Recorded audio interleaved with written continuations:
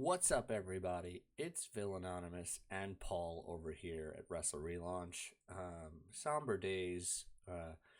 We're coming to you today, not our normal selves. We're going to be opening up today a bit somber.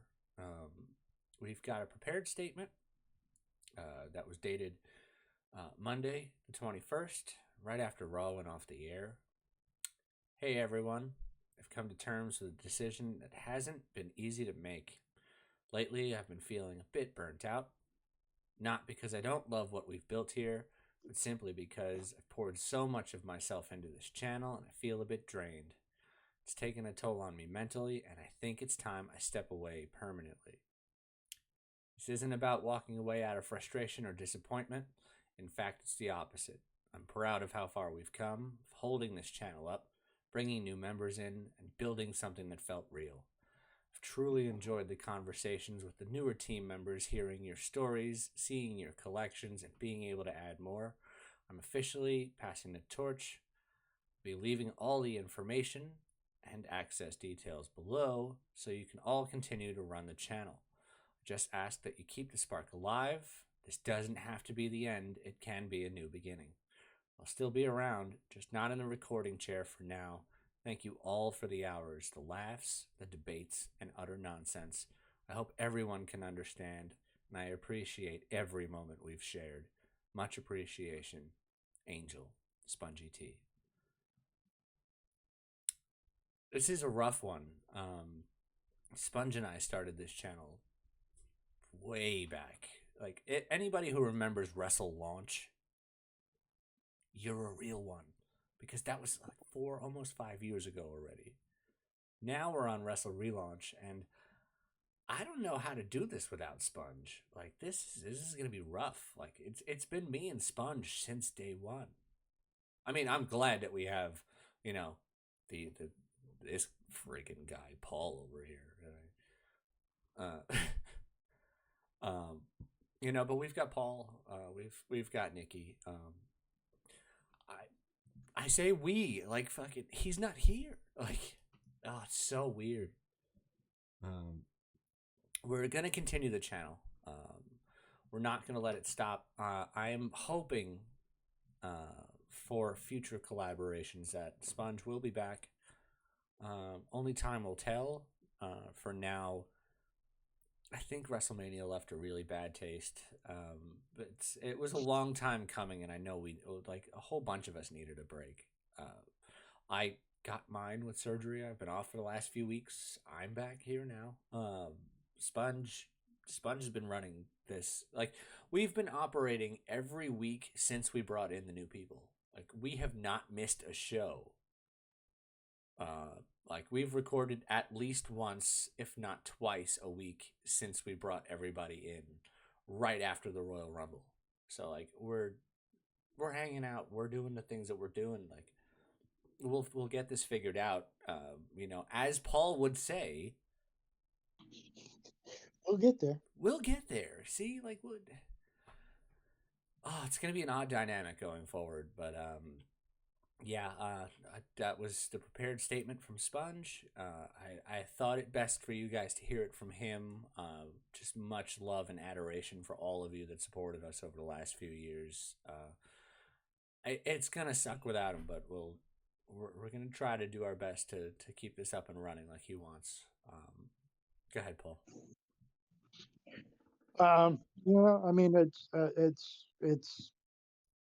I'm glad that we're going to do what we continue on because I just got this gig, but yeah, it's got to be pretty difficult for you because you guys have been there since day one, Oos. So it's just me, Oos. like fucking Jimmy, come back. So, but no, I mean, this has been, it helped me a lot just being part of this, and because I've been kind of at a weird spot in my life, so it's been kind of fun for me to do it. So I'm glad we're going to keep it going, and Thank you guys for starting this and giving me an opportunity to play in this sandbox. So Yeah. I We're will, I we're will do definitely my best. we're definitely going to look forward in the future. As Sponge and I are the co-founders of this channel, with him being gone, I have to assume the role of just half empty founder at this point. But Paul is here every week, every recording. So Paul's gonna be elevated into that spot of host. Um, Ooh, but promotion. he's not gonna be a Right. co. He's not gonna be a co-host anymore because like we have the co-hosts, but like he's here. Like he's gonna be the host. I'm gonna be um, the operator at this point. Because I'm the guy in the chair. I've got the record button. I've got all of these things. We're going to keep the show going because, as they say in the greatest business of all, show business, the show must go on. So we will continue. And uh, to get this all kicked off and started, we have a Raw after Mania to review.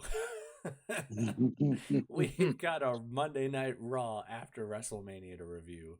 This was the worst time to lose Sponge.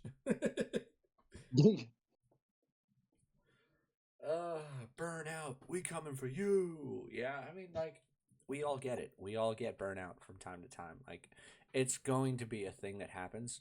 The fact that there's two of us, we're probably going to start looking for new people for the channel.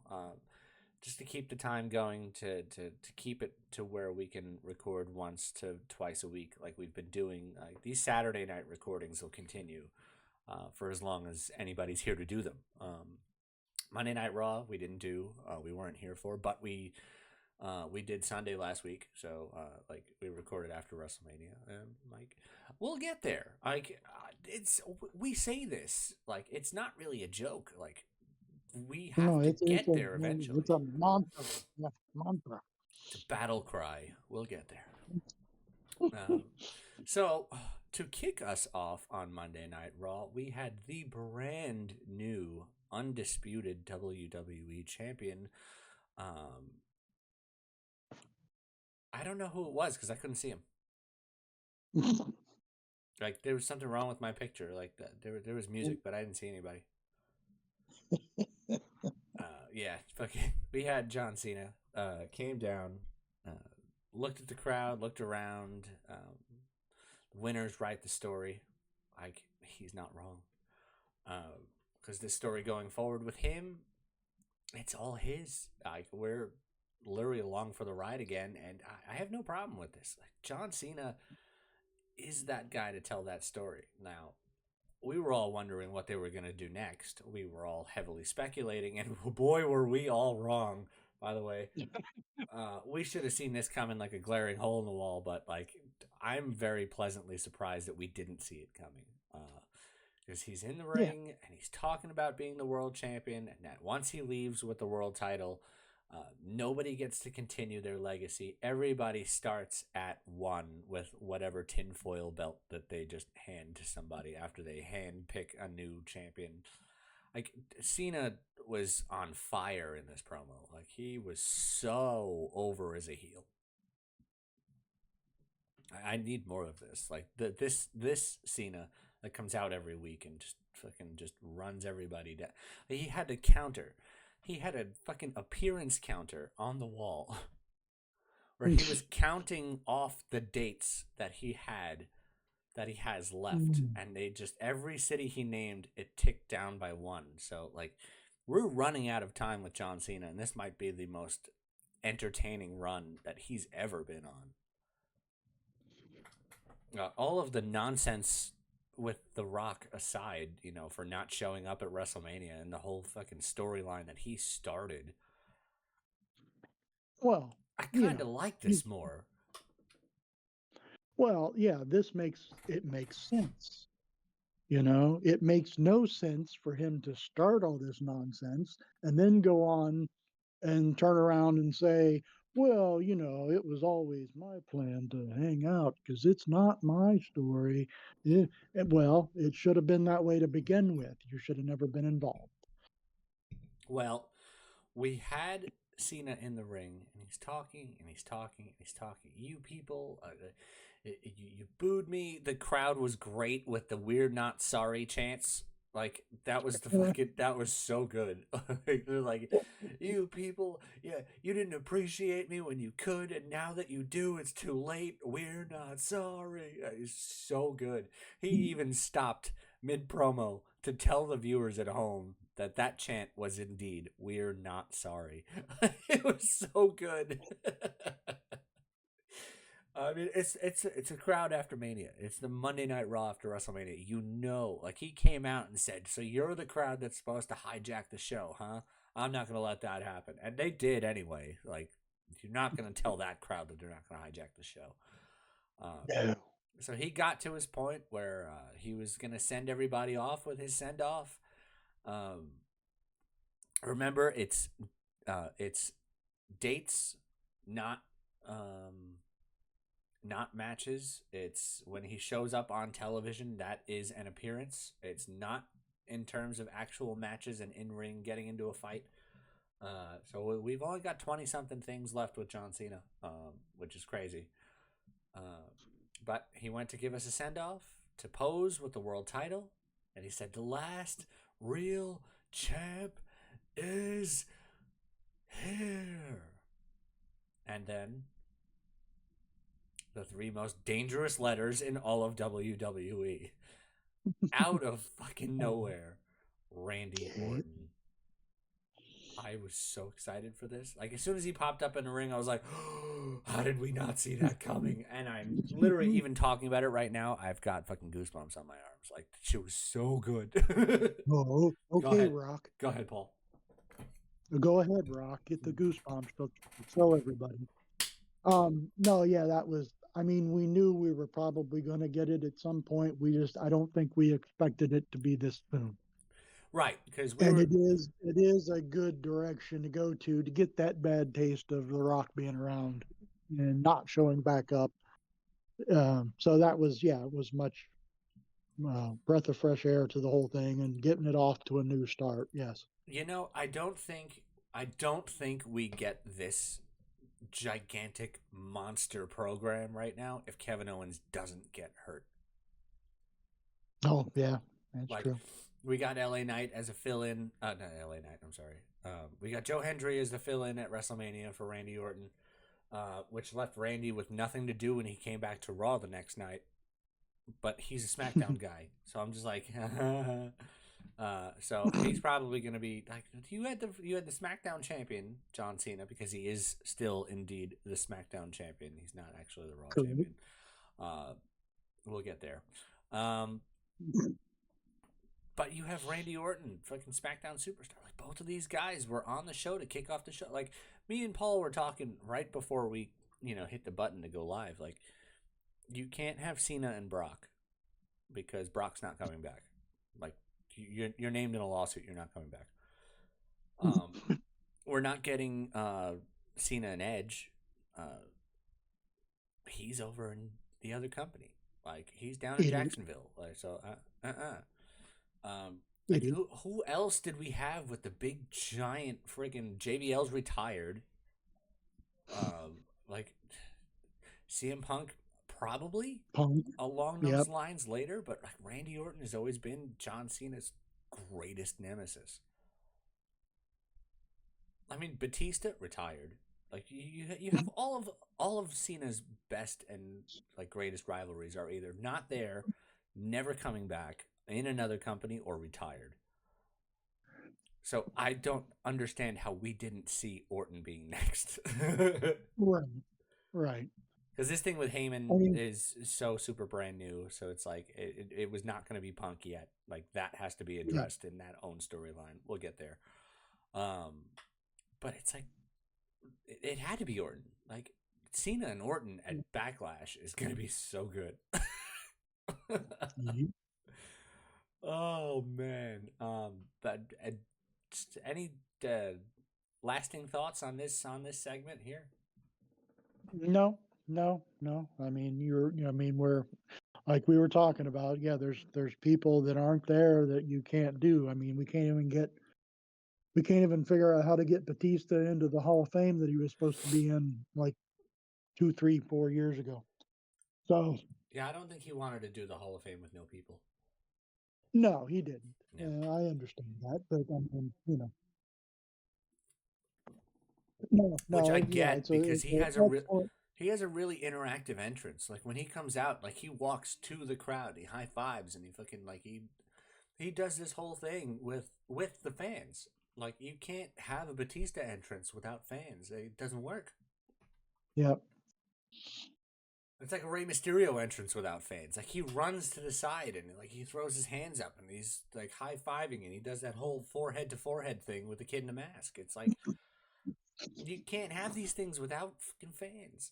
So I get it. I've always been one of those staunch defenders of Batista for not going into the Hall of Fame with no people because it's like if you're gonna do your entrance, you're gonna do your entrance. Like Batista's gonna no, be no, Batista's gonna be a headliner for the Hall of Fame probably because I mean his career wasn't as long as everybody else's, but like he was decorated. So I don't know. yep, yep, yeah. You're just gonna have to figure it out when the hell we can get him there. But Um, he'll get because there. every year since every year since it didn't make any sense, or his schedule didn't line up. Yeah, And we're all ta- I we're get it. we're talking about the WWE Rock and Roll Hall of Fame now. So like, no, Don't get no, me started on the Rock no, and Roll no. Hall. We can't compare the two. They're not even close. The WWE Hall of Fame at least makes sense most of the time. Some of those people that we're getting in this year, we were talking about. When WrestleMania season started. Uh, Triple H, who made sense women wise. Like we were talking about Michelle McCool, we were talking about Victoria, like tag teams. We were talking about Demolition. We were talking about the natural disasters, and the natural disasters got in. Like it's a thing. Like, Yeah, and if you yep. don't believe us, just go back to the to the past videos. You guys were here for that. We were all talking about it. Uh, I don't. I don't like what happened next on this show, so I'm gonna let Paul talk all about it. It was the rematch for the women's tag team titles between the brand new champions Yep, Lyra yep. Valkyria and Becky Lynch Yep. against Liv Morgan and Rochelle. Rochelle. Shout out to Sponge. I'm not. I'm not. I, I I was talking about this We on Sunday, and then me and Sponge got heated about it. But like we were talking about it, and we were talking about it, and we were talking about it, and Sponge got heated, and then it fucking happened anyway because WWE can't book their women's division for shit. So like, Paul, take it away with this women's tag team title match. well, we know your dislike of Liv Morgan, so Ugh. and your I understand your disdain, but Yep. um, it was a means to an end that the Raw women's tag team titles returned to Liv and Rochelle uh, because it set up Becky Lynch's heel turn. Dun, dun, dun, dun. So I might just post a uh, screenshot of the message that I sent to the group during WrestleMania saying, "Oh look, Becky's back. Now she can turn on now she can turn on Lyra and go after the Intercontinental title." Like, why would that happen? We just saw that with Jade and Naomi. I'm just like, okay, buddy. yep. No. I mean, it was what it was. That's what it was meant for. So I will had to have never the comeback. I will never not call her Lips Morgan because she's trying really hard to have a wardrobe malfunction. Cough, cough. Last night, we'll get there. Uh,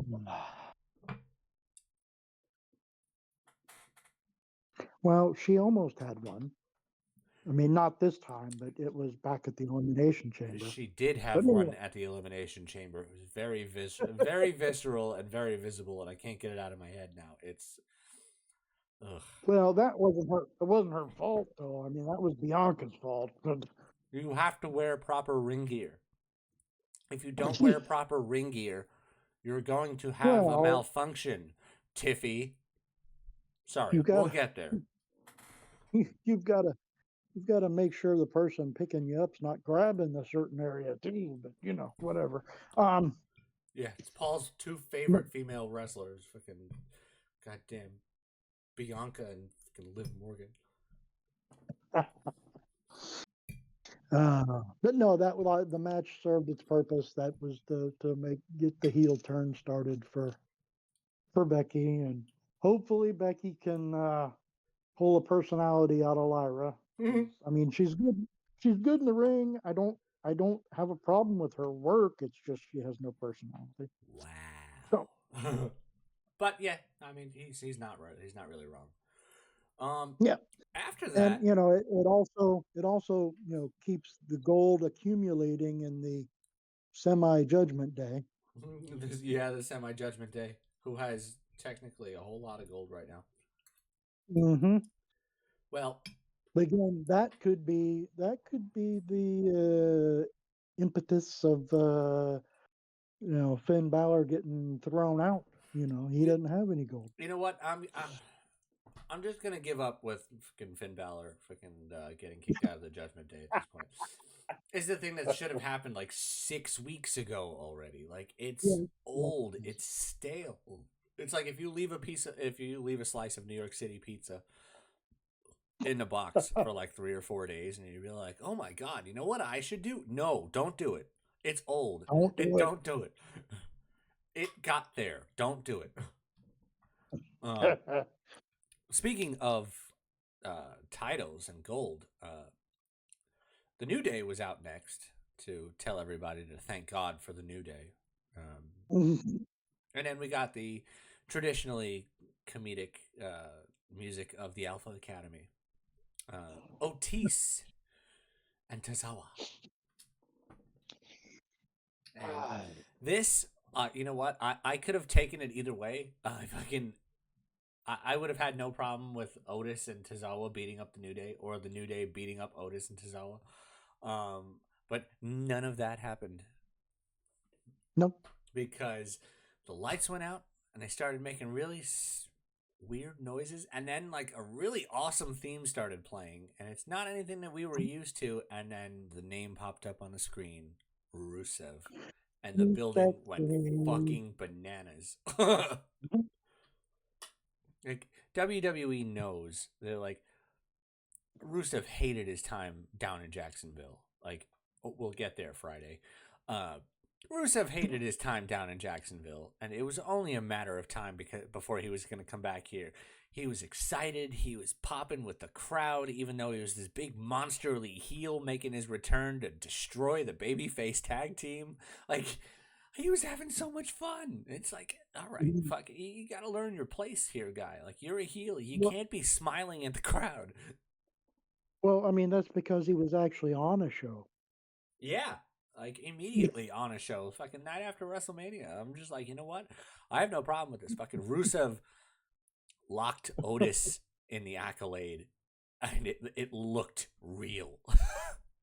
Yeah. It's like you locked this big monsterly boy in a fucking camel clutch, and it looked real.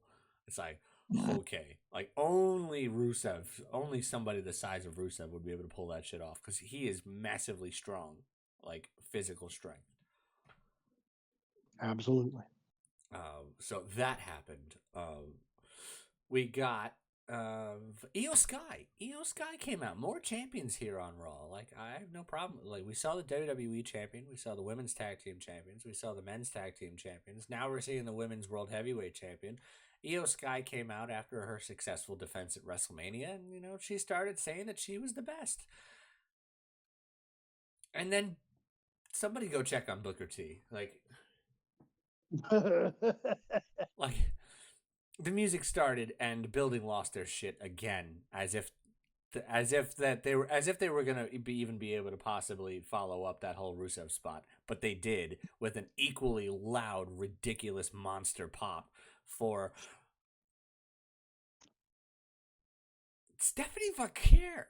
showing up on Monday Night Raw, the Raw after Mania. I mean, it's tradition now where the NXT Women's Champion comes out and challenges the WWE Women's Champions. So, all right, fine, we saw this already.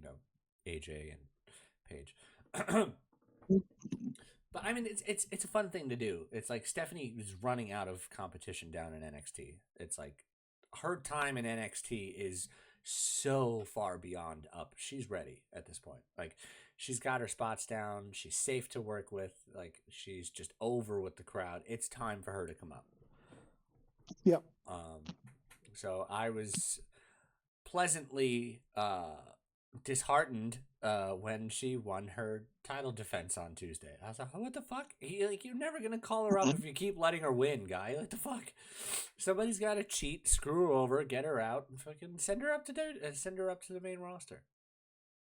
But this led to a really crazy impromptu one-on-one between Stephanie Vaquer and Io Sky, and this was match of the night. Like there was no beating this. Mm-hmm. This shit was so beyond good. And then I don't want to talk about the finish. Paul, you got to take over. I don't want to talk about that. I'm getting fucking PTSD from that 2 out of 3 falls fucking tag match at goddamn Royal Rumble. I don't want to talk about the ending of this match because this match went on for a good 15-20 minutes of just solid back and forth and just great showmanship and athleticism and talent. Yeah, I'm stuck in Booker T land because I was defined well. He's stuck in Booker T land. We got towards the finish, and there was no clear cut who was going to win this match. Like they were just so equal back and forth. Yep. This would have been a great finish either which way. And then of course we got fucking Roxanne and Julia came out to fucking. Yeah. I mean, and then of course another monster pop for the night. Fucking, this is my brutality. Fucking mommy made her appearance, came out, chased off the heels, got up, and fucking had that stare down with fucking Io, and then that stare down with Stephanie. So it was just like, okay, buddy, Stephanie Vaquer and fucking Rhea Ripley 1-on-1. Shut up and take my money. Yep. It kept everything going for now. I don't know who's gonna wind up facing Io Sky next, but it's been made very clear that Roxanne and Julia are still going after the NXT Women's title. So yeah, I have no idea. Yeah. From champion to champion. Go ahead. I'm still trying to figure out the whole. Obviously Julia was not as injured as they thought she was before she, lost to Stephanie. Yeah. Well, she definitely was. Like she was definitely injured enough that she had to miss a good couple of weeks, and like on NXT, that's just not something you can do. Like you need fighting champions. Like Julia wouldn't have given up the title if she thought that she could hold on to it through her injury, and it just made Stephanie look like a world breaker. So like I have no problem with that. Like that's like having fucking Rio running around with 2 titles and defending them both on the same show. It's like you can't be that much of a world breaker and then just be held back, because at that point you literally made yourself undeniable. Yeah.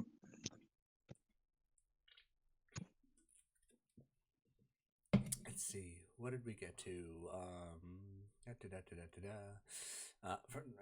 Even more championship gold. World Heavyweight Champion main event, Jey Uso is now in your city. Jey Uso was next. This crowd was crazy loud for Jey Uso, as they normally are. Like, if they were tired of his shenanigans, like everybody seems to think that they are on the IWC, he wouldn't have gotten that ovation. Correct. Came out, did his thing, did that delayed, hesitant, I don't know what I'm going to say yet. And then the crowd started chanting one more time, one more time. So he looked at the thing. They started playing the music, and he started doing his thing. And as soon as he jumps down, Sammy's music starts playing. I'm just like, Sami Zayn, not Sammy Callahan. I know there's a partnership. Like I had to clarify. Sami Zayn, not Sammy Callahan. Uh, Sami Zayn came out. The crowd is nuts. Fucking just popping. Just so hyped. Fucking comes down, gets into the ring. First thing he does, just hugs Jey Uso, because he's like, we knew this was gonna happen. It's most likely going to lead to Sammy versus Jey for the world title, because Mhm. fucking yeah, he promised as soon as he won the world title that he was first. Mhm. But this is when Sammy was promising to beat Gunther and take down that world title, and that that Jey would be first up as a title defense. So it's going to be odd to see that this swung around and Sammy couldn't get the job done. Like, Derek, a whole lot of words of encouragement. So proud of you. This, that. Getting out of Roman's shadow, coming over here to Raw. I was the only person that wanted you over here. Just that whole story is going to be so good. Mhm. And then they started partying again. They started doing the yeet on the corners with the crowd, and then Jimmy Uso's music started playing, and the crowd was considerably I less mean, loud. right. Nobody really likes Jimmy Uso. It's such a shame, but it's like he doesn't really give you a reason to like him.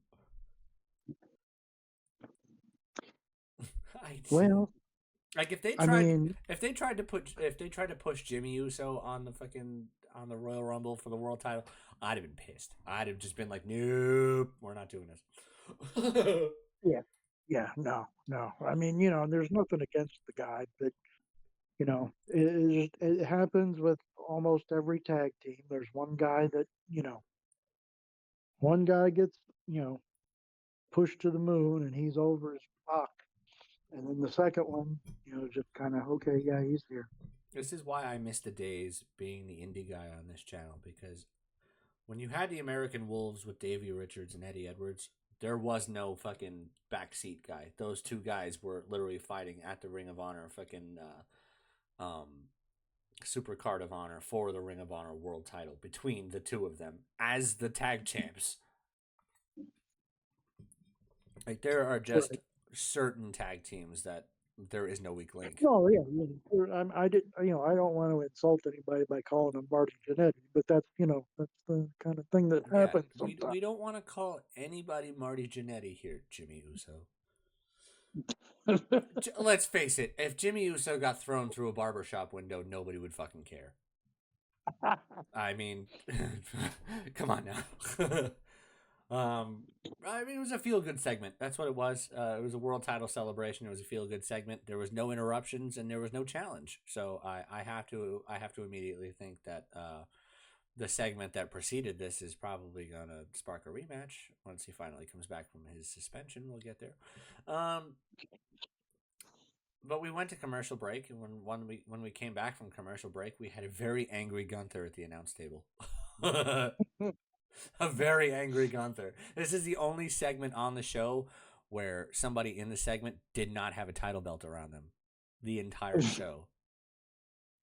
I just realized this now. Every championship that's on Monday Night Raw was featured without any regular matches. There were no regular one-on-one matches for non-title matches. There were no regular like tag matches, non-title. Every single champion was put in the spotlight in the 2+ hours of the show. Gunther tried to absolutely Brock Lesnar, Michael Cole, which I wanted to see, because when Brock Lesnar did it to Michael Cole, I was very, very, very, very happy. Yes. But to get somebody the size of Pat McAfee to get absolutely bitched out by Gunther, yeah, I'm good with this. And I think this is Sponge's favorite part of the night, because Pat McAfee, as good as he is announcing, he really needs to leave the politics at home. Like, Yep. we don't watch WWE for politics. We watch WWE to get away from the fucking politics. We understand that most of this company is run by people that are in the current administration's cabinet. It's like, okay, fine, but it's like we get to escape that by watching this show and just cheering for the guys we like and booing the guys we don't like, to, no matter what their political preferences, because they're not coming out and just being like, oh yeah, I voted for this guy. I don't want to fucking hear it. No.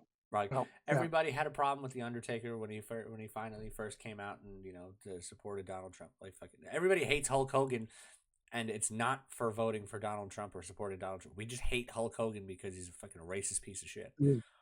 Fucking Hulk Hogan, right? Yeah, Hulk Hogan, we coming for you. Like, like everybody had that crazy huge backlash. Fucking no pun intended, because that is the next pay-per-view. That it is just the right word. Don't read too much into that. Repercussions. How about that?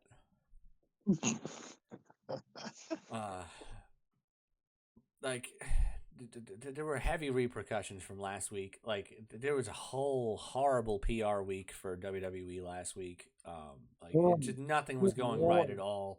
Everything seemed like it was going down the shitter. And then literally on Saturday, right before WrestleMania Night 1, they announced the partnership and the acquisition of AAA. It's like, okay, so we had a horrible PR week. It came off a little bit kind of racist. And then it's like, hey, like, we have, AAA from down in Mexico and Lucha Libre. It's like, okay, fine. You're trying to put a Band-Aid over a gunshot wound. It's fine. Like, you got accused of some racist shit in there, and then, boom, big partnership with Lucha Libre. Yeah, that'll get that away for a little while, until you horribly underutilize the AAA guys. Which, hilariously, me and Sponge were joking about. Does anybody currently remember who the current AAA Mega Campeon is? Yep. The one guy that WWE will never allow back. Alberto Del Patron. Oh, that's going to sting for a while. Unless they screw him out of his world title, to which he pulls like a sexy star and tries to fucking break somebody's arm in the middle of the ring because they don't want to drop their belt. Do we get the Tijuana screw job? That would be great. We get the Tijuana screw job.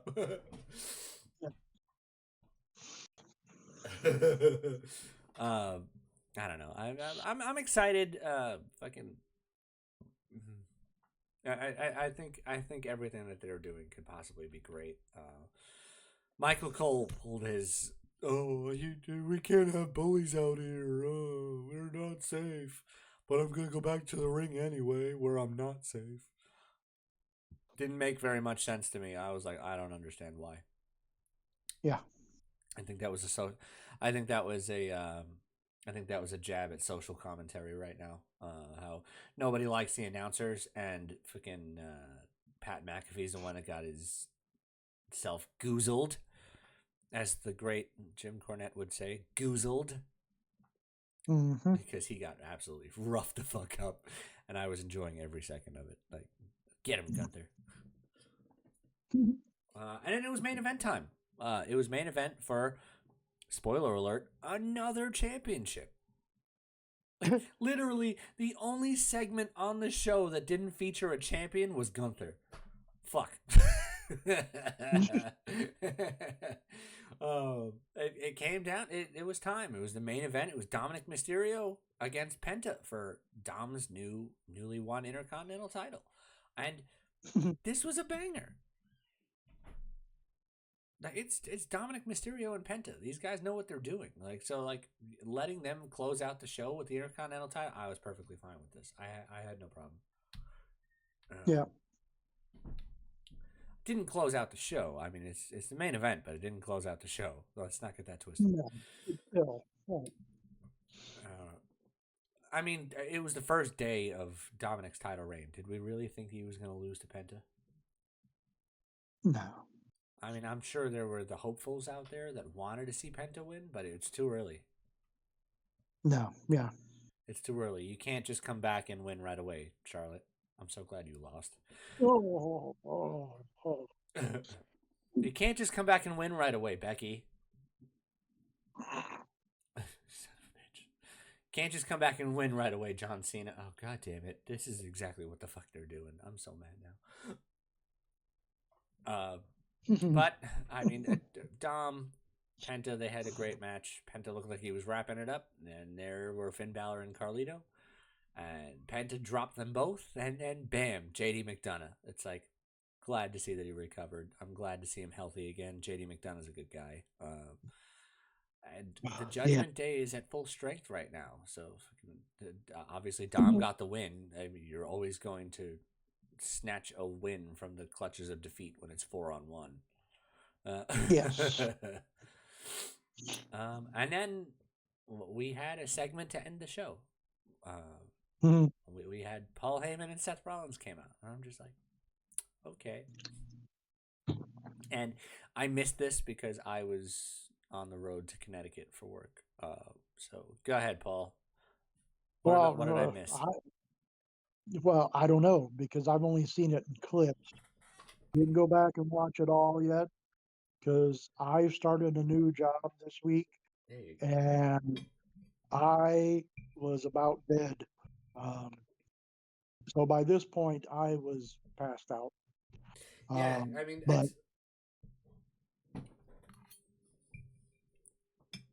we had it. It happened. Fucking like, and as soon as it happened, like not even 20 minutes later, we got that handwritten note from Sponge. So it's like right, Monday night was a weird night for us. Long story short, Paul Heyman came out with Seth Rollins. Uh, they were talking about how they pulled one over on everyone and how Seth Rollins is going to be the future going forward, and he's the new fucking one or like whatever the hell. right, Punk came right. out to go and beat his ass, didn't work. Ron, fucking Roman came out to Rome, go and beat his ass. He started to. He speared Rollins. Superman punched Paul Heyman, and then went to spear Paul Heyman, and then ate the nastiest spear from Braun Breaker. Because yeah, anybody who was paying attention to NXT last year, fucking, and saw Paul Heyman talking to Braun Breaker backstage about possibly being an advocate for him one day. Yeah, they did that. The long term storytelling, mwah, chef's kiss, because now you're setting up Braun Breaker and Seth Rollins against CM Punk and Roman Reigns at Backlash, and I want that. I want that. yep, The fucking Paul Heyman in a Shark Tank like match. I want it. yep, yep. Long term storytelling. It's something that Vince used to do, but somehow he got crazy and forgot how to fucking do it. He forgot how to Uh, do it when Jacksonville became a thing. I think he forgot some of that beforehand, but thank God we have Triple H for the long term storytelling now. Well, so the show went off the air with the heels going over. I don't even know if you can call them the heels at this point, because would that make CM Punk and Roman Reigns the baby faces in this segment? Like, I just see four heels that want to beat the fuck out of each other. With Paul Heyman just stirring the pot, like, yes, go after each other. Whoever's left standing, I'm just gonna line my pockets I'll with. call you thing. But that was Raw. Solid show, solid fucking show, solid Raw after Mania. Didn't have the crazy levels of surprises like that we're used to from the Raw after Mania, but it did everything that it needed to do. It highlighted every single champion. It told the aftermath of all of the WrestleMania segments and matches and finishes. We got Rusev back. We got Becky's heel Hmm. turn. We got Hmm. Orton freaking going after Cena. Like, hell yeah. Like, come on now. Yep.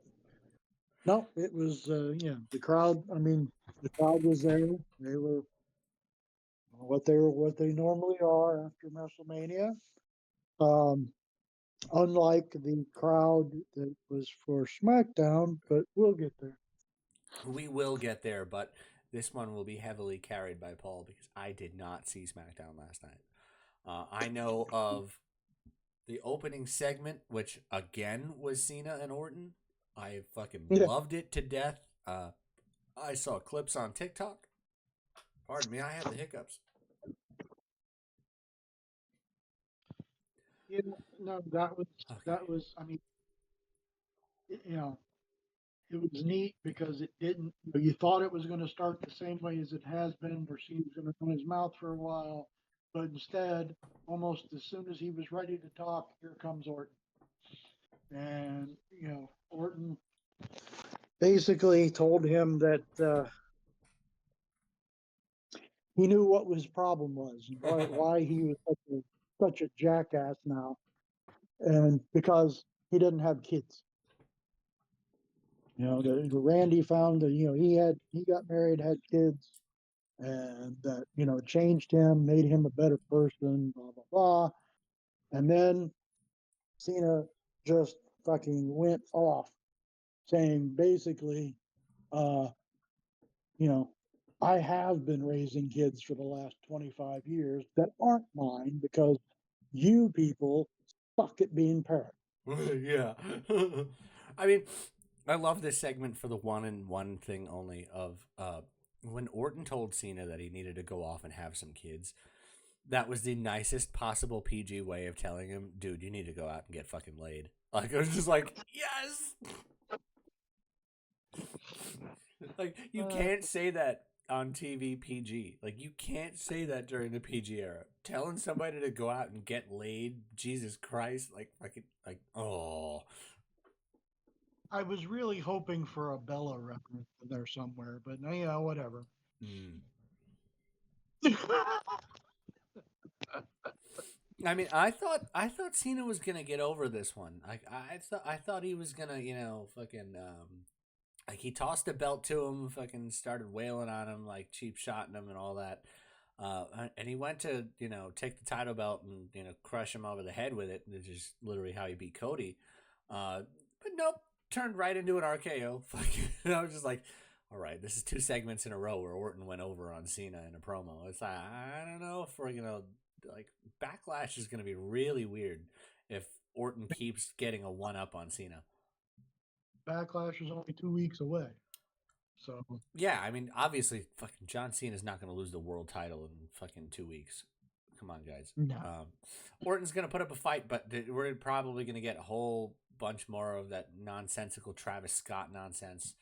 Um, Orton and I the do. Orton and the Rock I have never had a fucking thing, so I don't see the Rock coming back pretty much ever at this point. I don't even want him back at this point because he let us all down at WrestleMania.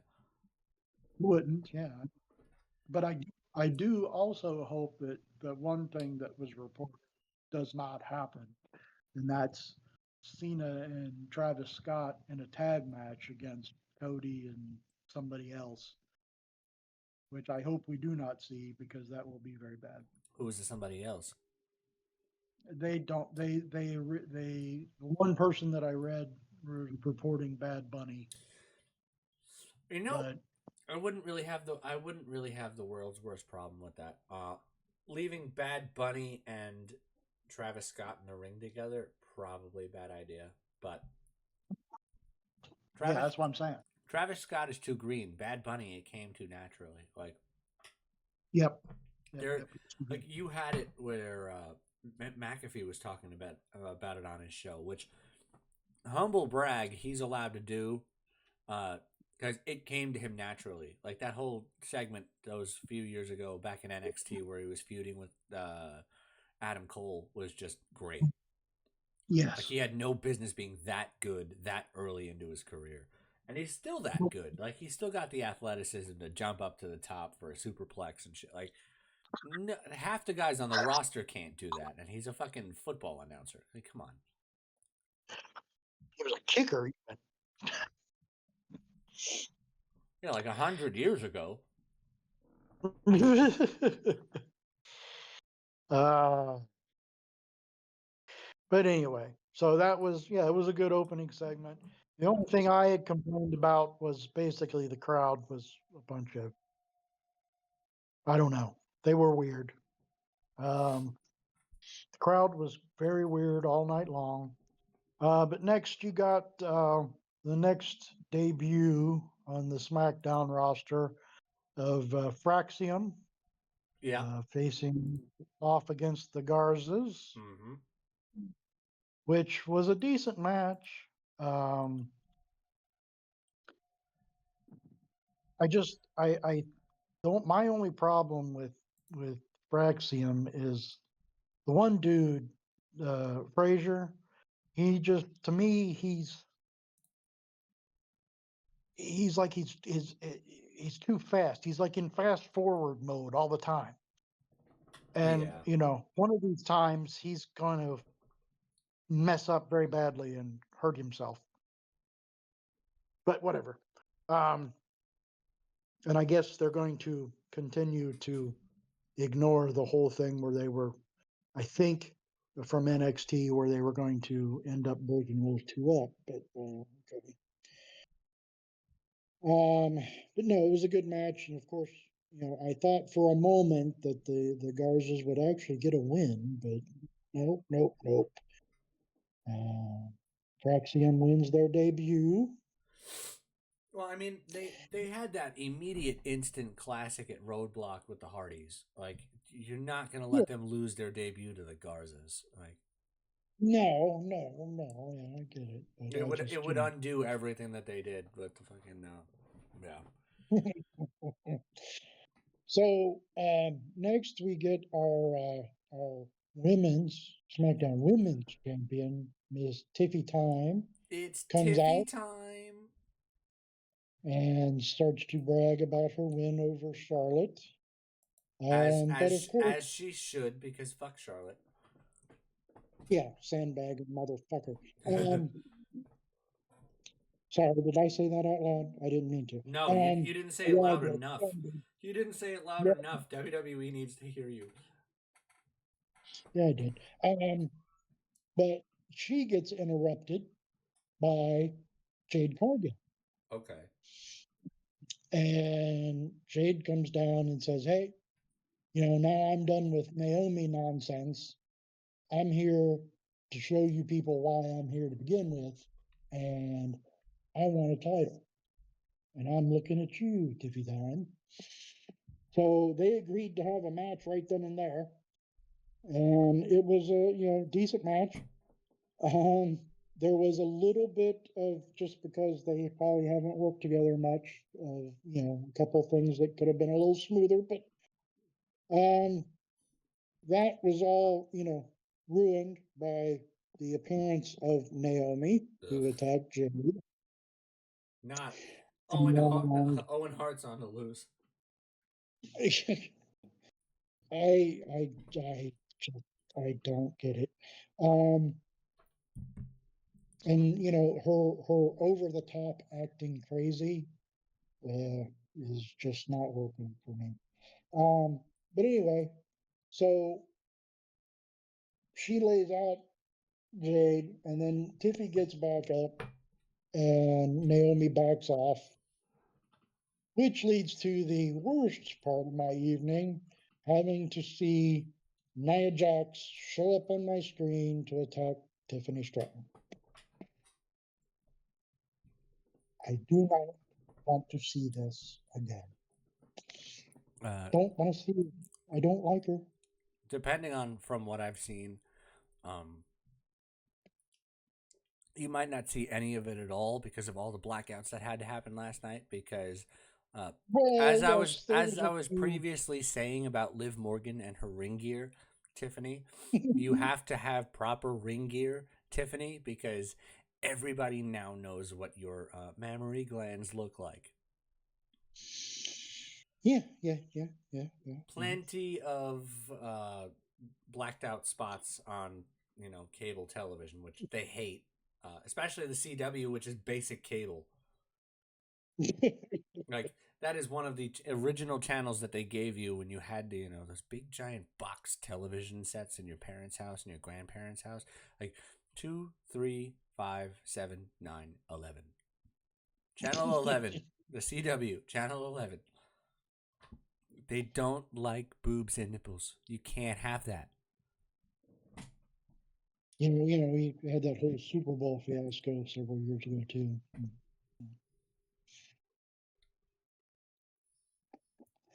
Um, I feel like at this point, half of these women on the roster see what Mandy Rose is making, and they're just like, you know what?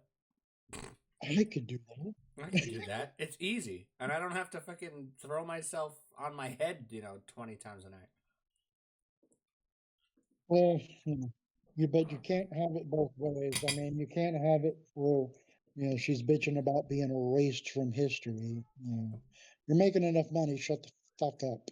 Yeah, I mean, you can't be a worldwide superstar and be, an adult entertainer at the same time. Ah, so, next segment was our next champion came out. Our new United States champion, Jacob Fatu, with his second solo Sokoa. Um, and they Solo, of course, took credit for Fatu being in the WWE at all, Oh God, as well as his title win. And that's when Fatu said, "Oh, shut the fuck up," basically. nice. And he said, "No, no, no, no, no. I said what I was going to do, and here I am doing it." So then we have the former U.S. champion, LA Knight, come out Yeah. and give the say, "Hey, I had you beat, but this happened, and then you won, so okay. But I want my rematch, and I want it now." Well, then that got interrupted by Drew McIntyre. Yeah, that sounds about right. It's about time for Drew to head back down to the mid card and Yeah. dominate a title division. Yes, yes. But So he comes out. Drew versus Jacob is going to be nightmarish. Like, who even wins in that situation? Well, I don't know where they're going to go with it because what happened was McIntyre came out and brag about beating Damien and how Damien's not here, and he wanted to go after Cena, but Orton already stepped in front of him for that. So then he decided that Cena wasn't worth it, that he wanted to fight the biggest, baddest dog in the yard, and that's Jacob too. Hell yeah. So then LA Knight goes, look, you're in my way. This is what I was here to do right now. Just, wanted to just back off. And he goes, and Drew told him, well, why don't you just back off because you just had a horrible run as the United States champion, which then drew the ire of Mr. Knight, who said, you know what? Your last reign of champion, I can't even remember it. I was hoping I was hoping for the 5 minutes and 46 seconds or whatever the fuck it was. Yeah. I was hoping for that, but you got the gist of it Oh yeah. basically. So anyway, so our GM Nick Aldis came out and offered to before they started to go to fisticuffs. Nick Aldis stopped them and told them, "You two got your gear here. Drew McIntyre, LA Knight, whoever wins, number one contender for the U.S. title." You see, and that's the right move. Yeah, but and we'll get there. You'll see why I don't like what this is doing. But um, so next we had another champion who came out for her match, and we had the women's U.S. champion Chelsea Green versus Selena.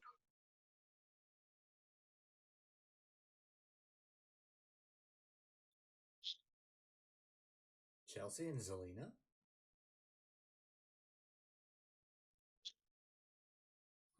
Is that what you said just now? Chelsea and Zelina?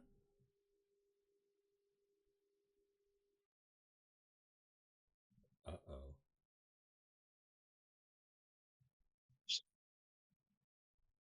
Paul, you still there, buddy? Then and then um, Wait, hold on.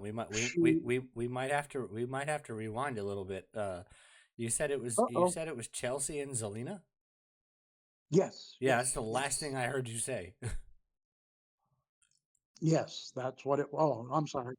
Well, I was, the her helpers tried to help gain an unfair advantage, but Vega continued to fight back, and then finally the referee saw them trying to help, and so they banished them to the back, which of Nice. course allowed Selena to hit the code red and her first singles title in the WWE. Nice. Hell yeah.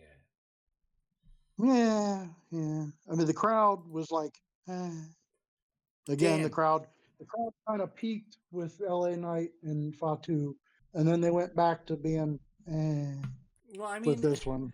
I Zelina's deserved a title run of her own for a little while now. Like she's been there for a really long time. Like she was already queen in the ring. Like we have to let Zelina go off and do these things. It's just a shame that she won it and didn't have anybody to celebrate with. Wink, wink. I think it was the very next segment. Is that right? Yes, it was, sir. Fuck. The Oh. very next segment was, well, first it was backstage with The Miz and Carmelo Hayes, where The Miz, Awesome. the Miz presented Carmelo with his very own, very expensive uh, bling with the face of Andre the Giant on it. That he was, yeah, go out of your way to see that. Anyway, so Miz comes out. He goes, "I'm gonna go out to the ring. I got something to do. I'll be right back." No, he won't. He goes, he goes out to the ring and starts complaining about how nobody respects him and how he's the one that, he's the one that beat Cena at WrestleMania and retained the title and blah blah blah blah blah. And And he's beaten how, Orton. Yeah, how I heard that spot. Like, yeah, yeah, yeah. Orton, same deal. They didn't consider him when Kevin Owens went down, and nobody does this, nobody thinks of him, and he's sick of seeing other people get the opportunities that he hasn't. The lights went out, and a very familiar old NXT entrance. fucking guitar squeal Uh, got everybody in the building. that they woke up for, yes, Oh my yeah. god. And we got Aleister Black raising up from the floor and marched down to the ring. And before Miz could say anything, he fucking blasted him with the black mass. Boom, done. Yep. Damn. Oh, I can't wait. Just as soon as the theme started, I was like, "Oh, we're on some fucking really good shit right now. This is gonna be great, dude." Like, you guys have to understand. It's like Sponge wound up leaving the channel, right? Like for now. I'm hoping it's for now. Don't take it with a grain of salt when I say for now, because I'm not sure if it's for now. But he messages us before, and he sent us this really funny promo poster from Promo Joe on X. Props to Oh, him for this. He said, "It's Saturday. You know what that means." Because, Saturdays, it's Collision over in Jacksonville, right? Nope. It's a graphic of 6 slides. It shows CM Punk, Penta El Zero Miedo, Andrade El Idolo, Miro, Malachi Black, and absolute Ricky Starks. It is the funniest fucking thing ever because all 6 of them have their Collision fucking graphics, and all of them are here, so much happier, so much better storyline. I'm excited for Rusev and Otis. So like, okay, fine. And then like You know we're gonna get Aleister Black and Drew McIntyre again, because that fight that they had in NXT was godlike. I Um, need it. but so um, we go to LA Knight versus Drew McIntyre for number one contenders match for the U.S. Championship. Decent match, back and forth, back and forth. Um, the crowd was again weird, up and down, up and down, up and down. But they finally got a little bit into it when Solo Sokoa showed up and hit Knight with a Samoan spike while the ref wasn't paying attention, which pissed off McIntyre because he was about to, win. And then uh, he got even more pissed off because Damian Priest showed up and beat the shit out of him Yes. and put him through the new reinforced announce table. Oh, that thing still scares me when you go through it. Yes. But then LA Knight got in Priest's face and said, "Hey, you just cost me, a chance at the U.S. title because you got me disqualified, jerk." So then, but then Fatu came out of nowhere and took them both out. So So it seems like we're gonna get Priest and LA Knight, and then obviously Drew McIntyre probably won by disqualification at that point. So we're gonna get her Drew against Jacob, and then most likely Damien against LA Knight. right. I'm good with all of this. Like I don't see it. I don't see any problems here. Like setting up setting up a good at least good 6 or 7 match card for Backlash. Yeah, right. The only thing my fear was that they were going to go to a fucking like triple threat. We just got triple threat to death, even though they were good matches. Well, You know, what if they uh, turn it into a fatal 4-way for no reason? right. Ugh. But anyway, so finally we get to the main event of the evening, Which which I was, didn't even know was a thing. yeah, I didn't either until the show started. Um, but it was a TLC match for the SmackDown tag titles between the champions, Street Profits, the Motor City Machine Guns, and DIY. And It just to sounds make it great. even be more special, it went commercial free. Oh, that's got to be fire. I know what match I'm watching as soon as I'm done here with the recording. Yeah, you need to go out of your way to watch this. Yeah. I mean, there was, there were so, TLCs are, tough to beat, but sometimes you find ones, especially with those three teams, it just clicked on all cylinders. The I Is did like the it gonna make me a whole lot less angry about the Royal Rumble? um yeah. I Oh, mean, it okay. was. Like I mean, no. I at mean, least the story's finally going somewhere with these three teams. yeah, yeah. Okay. I mean, it was a good match. It's not like we were waiting for that classic match that you had PTSD about.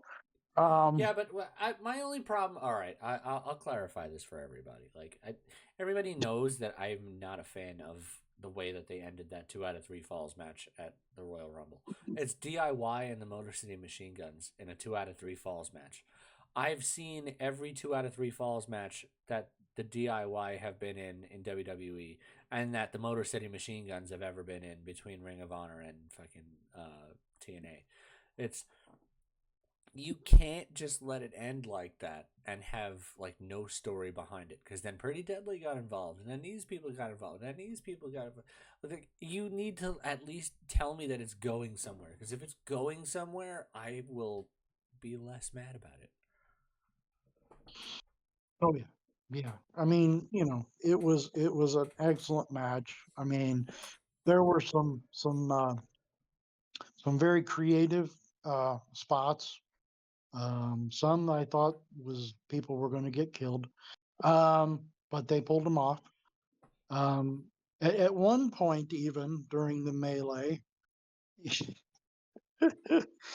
a a besides the chairs and the ladders and tables, which the Street Profits tried to do a little nod to the the Dudley Boys with get the tables, but Uh, crowd kind of weird, so they didn't kind of hear it. I don't think. yeah. But but at one point though, Montez Ford even used a fan's prosthetic leg as a weapon, Okay, that's cool as which shit. which really lit up. Yeah, right. The crowd went nuts at that point.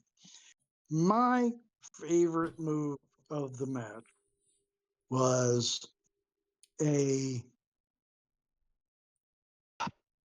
I want to say it was I know it was Gargano.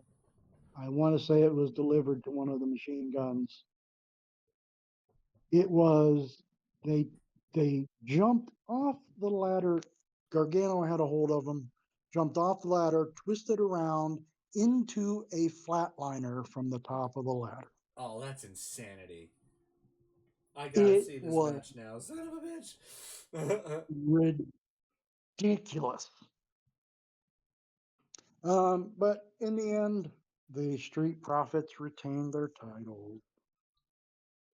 Yeah, I saw a spot. I don't remember who was on the sides on the climbing rungs of the ladder, but all I saw was like Montez Ford was like crawling like a spider on the side of the ladder to fucking be up top with them.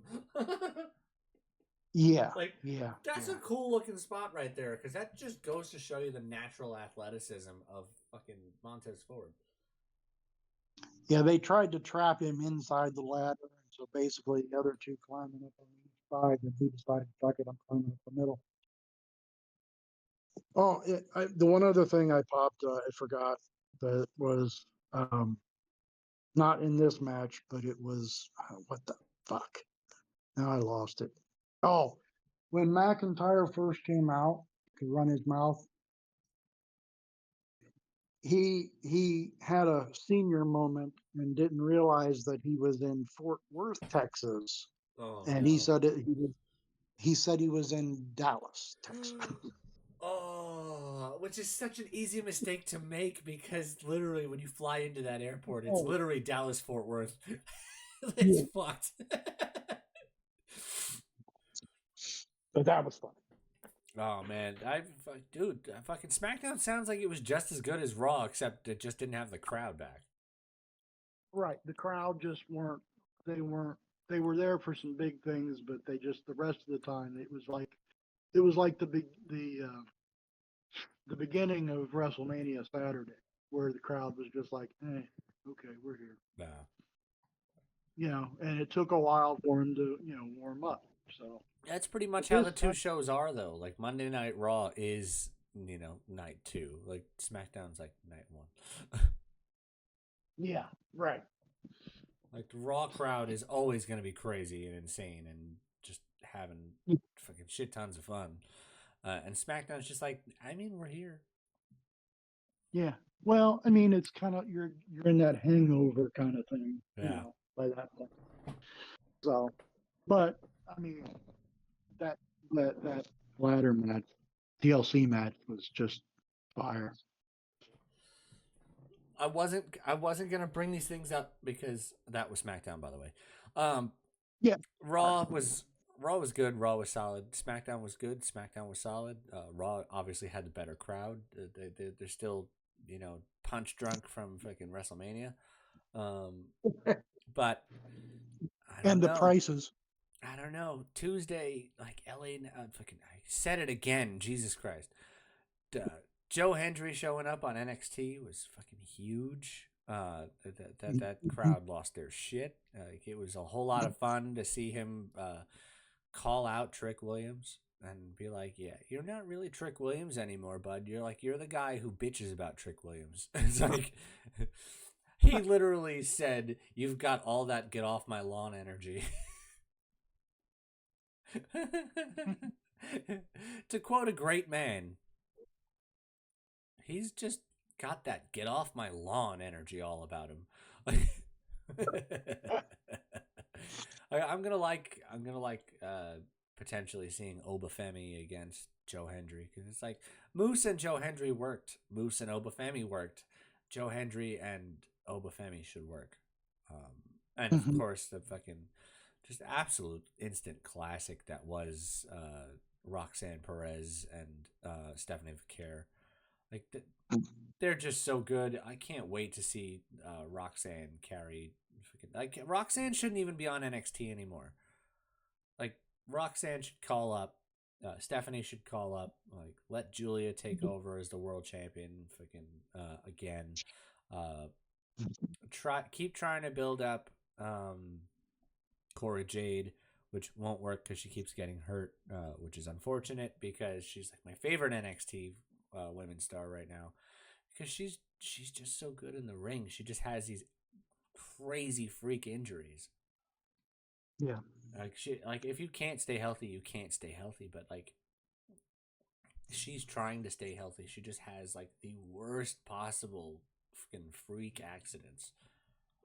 It's not like she's landing wrong because she's green. Like she's got it down. Like she just slips. Like fucking like that mat gets sweaty after a while. Those ropes get sweaty after a while. The fucking it's I don't know. Ugh. Like I hate to see Cora Jade continuously injured like that because it's like you want to see these people come back and do well, but it's like the careers never recover. Look at Finn Balor, never got a world title match again after Seth threw him into that barricade. Um, like it, some people's careers just never recover from that. Like Cora Jade is young, like she's really young, so she has that opportunity to, let these go on and go on and go on. But she, like, how many knee surgeries is she gonna have in her 20s? Like, Mm-hmm. I just wanted to have those two spots right there from NXT because they were so good. Fucking Joe Hendry in the middle of fucking Trick Williams and Obafemi, and that absolute fucking banger between Roxanne and Stephanie. So it's like it had to be addressed. It had to be addressed. We got there. We got there. We had a good Raw. We had a good SmackDown. We had a good NXT. It's a good week. That's it. That's all we could have hoped for after night one of WrestleMania left us with a foul taste in our mouths.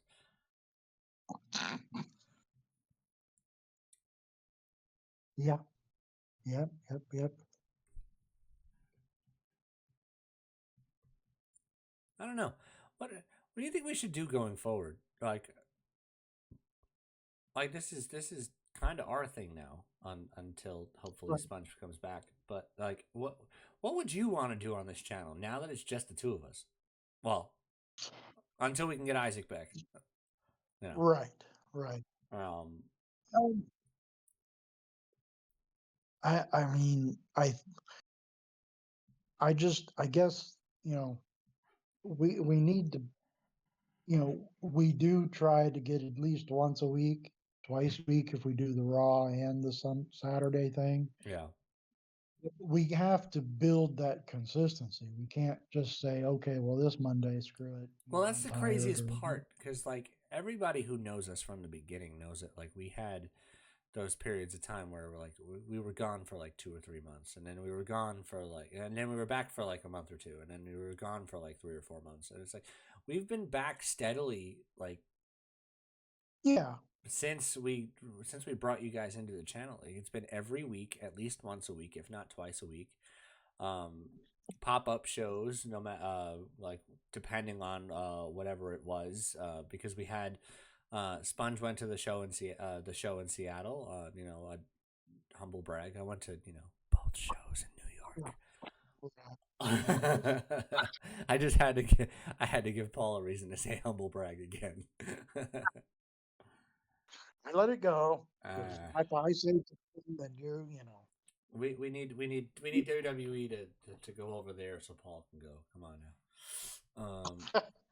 actually they're coming in June, but the damn ticket prices are. Well, always look for those resale places. Like you'll wind up getting a spot for a good price.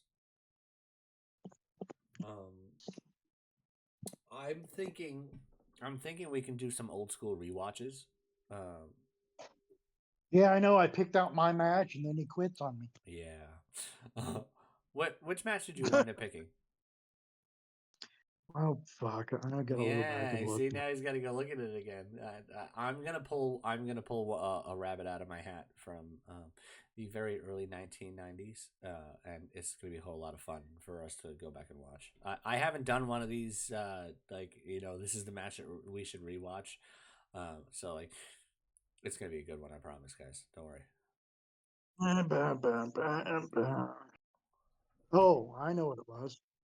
Um, Great American Bash, 1989. Ric Flair versus Terry Funk. Hell yeah! You know what? I'm good with that. I'll make mine a little bit later then, because we don't want to we don't want to stomp on 1989 like that. So we'll figure it out. I was wanting to go back to the first War Games, but the fucking actual first War Games was not. It was in the Omni. It was not televised. So you remember that show Thunder in Paradise that Hulk Hogan did on TNT? I never watched it, but yes, I understood it existed. I have the absolute worst Mandela effect going on because of that show. I remembered a WCW Bash at the Beach that had a world title cage match between Sting and Vader, but it never happened. It only happened on fucking Thunder in Paradise. In your mind? I'm so angry because that is some shit that I would watch. Sting and Vader in a cage for the world title in early 90s Mhm. WCW. Oh my god.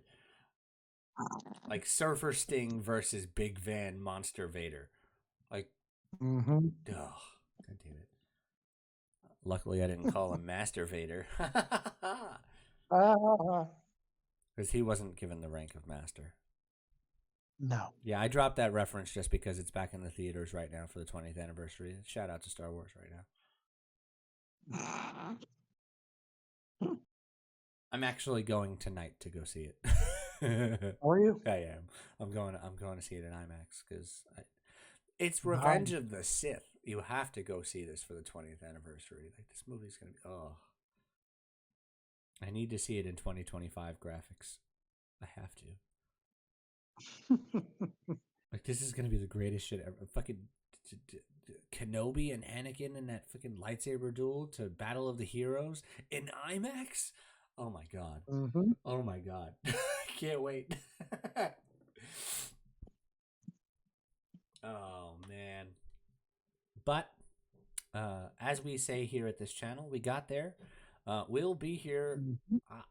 I'll be here Monday night because I've got nothing, literally nothing to do. Yeah, So I don't. I don't. I end my first assignment at my new job on Monday morning, so Mhm. I will be here. Yeah, so we'll be here. We'll be watching Monday Night Raw. I might have a new setup for us going forward. We might have some live interactions with you guys if we can actually get that working. Um, We'll get that working. We'll try to get that fixed. If it doesn't happen this Monday, it'll happen for the Monday following. Um, we'll be doing some sort of a live watch, reacting to you guys' questions, comments, concerns. You know, I really liked the the Monday afternoon Raw that we did that way. That was fun. yeah, that literal last Monday Night Raw that I was able to do before, literally the day before surgery. It was fun to hang out with you guys. Like, we do this for you guys. We don't do this for us. I mean, we can sit here and talk wrestling all day, but once we hit the record button, we're doing this for you guys, not us. Like, and now because he's no longer with us, like we have to do this for Sponge. We must do this for Sponge. No, no, no, no, no, no, no.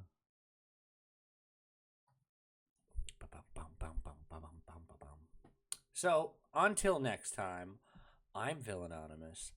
That's Paul. Well, And as we say at this channel,